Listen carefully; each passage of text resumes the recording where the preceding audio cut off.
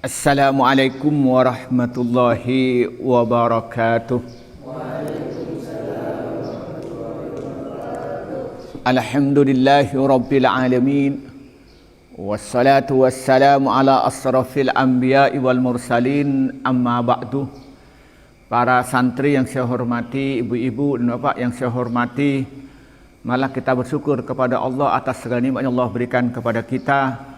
Kedua kalinya rahmat dan salam sungguh dicurahkan kepada Nabi Muhammad sallallahu alaihi wasallam. Para santri yang saya hormati, pada pertemuan kali ini kita akan mengkaji kitab Al-Kabair yang dikarang oleh Imam Az-Zahabi dengan pembahasan dosa besar yang ke-19, yaitu minum khamar, dengan sub pembahasan tidak boleh atau haram berobat dengan khamar atau hal-hal yang memabukkan. Bismillahirrahmanirrahim. Dukira disebutkan apa annal khamra, sungguhnya khamar la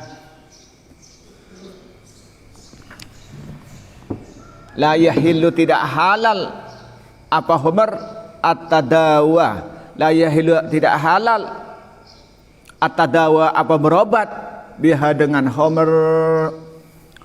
Dijelaskan dzukira annal khamra la yahillu tadawa biha, bahwa tidak halal berobat dengan pakai khamar. Jadi intinya hukumnya tidak boleh berobat dengan hal-hal yang memabukkan. Misalnya berobat misalnya dengan alkohol yang memabukkan, bukan alkohol yang memang obat.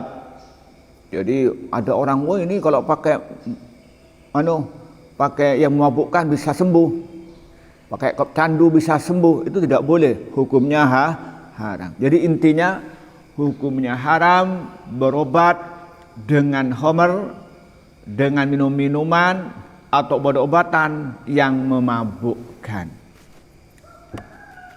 Bahkan secara umum itu tidak boleh berobat dengan hal-hal yang diharamkan. An Ummi Salamah, hadisnya dari Ummu Salamah radhiyallahu anha, qalat, berkata siapa Ummi Salamah, istakat, mengeluh, ibnatun, seorang anak perempuan li bagiku, fanabatu laha, fanabatu, maka membuat minuman anggur saya, laha, untuk anak perempuanku, fi kuzin, dalam wadah yang besar, periuk. Fadhalaka masuk alaiyah, atasku Rasulullah, siapa Rasulullah, wahwa, dan adapun periuk, yagli, mendidih apa periuk. Faqalah, maka bertanya siapa Nabi, ma hadza, apa ini ya Umma Salamah, wahai Umma Salamah. Fadzakartu, maka menjelaskan saya lahu pada Nabi, apa isinya. Ini sungguhnya aku atadawa, berobat bihi dengan hadza, ibnati, anak perempuanku.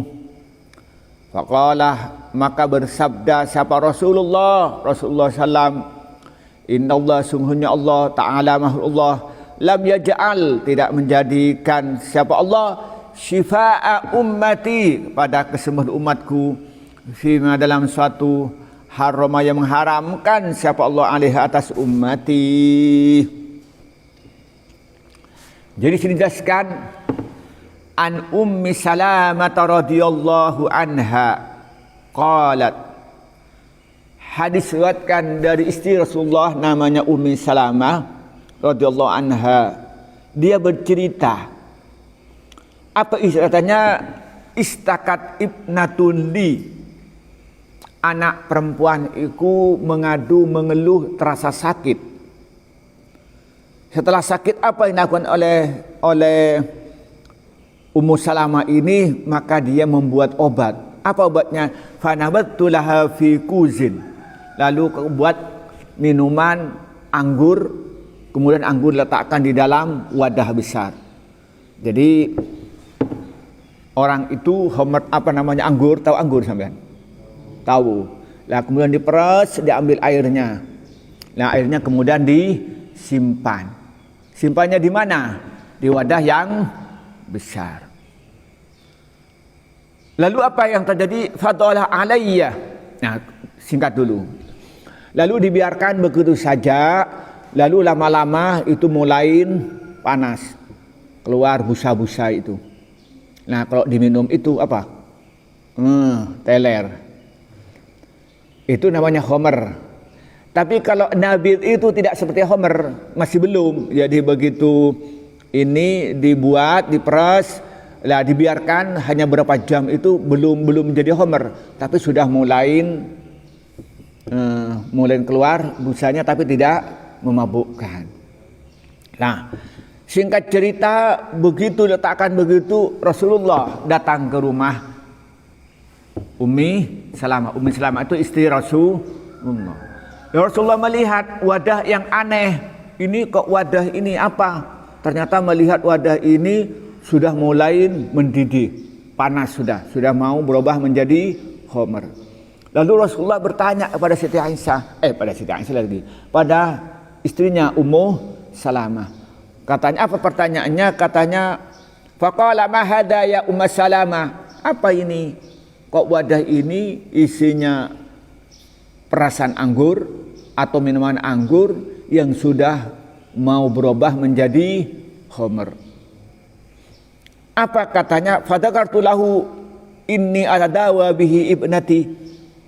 Wahai Rasulullah, ini saya sedang membuat obat untuk anakku yang sedang sakit.